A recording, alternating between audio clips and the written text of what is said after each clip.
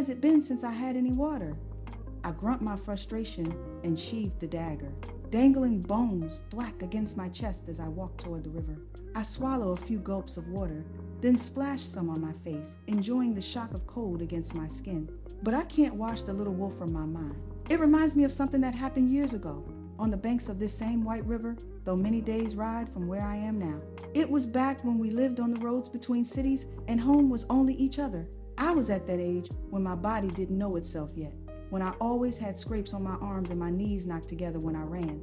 We had set up our tent outside the city of Jenny. Papa knew some nobles there who would pay handsomely for the new weapons he had forged, and Mama was planning to coax their wives into buying a few of her necklaces. Papa and I woke early in the morning to fish before the air grew too thick and hot to bear.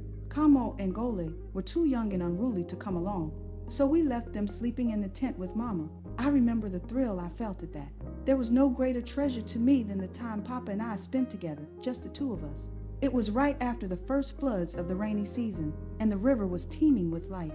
I struggled to haul a full net of butterfish onto our little canoe and tipped us over, sending both of us, along with our catch, splashing into the water. Mama would have been furious, but Papa howled with laughter and dunked my head beneath the surface. He tugged the boat to shore while I swam behind. Papa saw the crocodile before I did. I only saw his eyes go wide, heard him shout at me to swim faster. I pumped my arms and legs as hard as I could, knowing it didn't matter, that the crocodile would easily catch me here in the water and my short life would be over soon. But some stubborn instinct drove me to keep swimming. My whole body pulsed with my heart when I finally scrambled onto the bank. Papa lifted me up and set me down behind him like a sack of millet. I turned back to see him facing the crocodile, who was waiting half submerged in the shallow waters, his eyes fixed on Papa. Nee drew his dagger and passed it from hand to hand.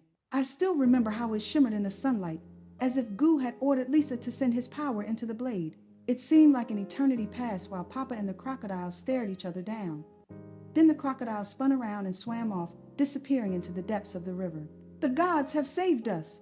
I cried out triumphant. "No," Papa sheathed his dagger. He knelt and took my hands in his own. People want to believe that the gods or the spirits are responsible for everything that happens in their lives. The truth is that belief itself is what controls their fate. His mahogany eyes shone with conviction. Belief is power, daughter of mine, but it's also a choice. When you choose to believe in something, you give it power.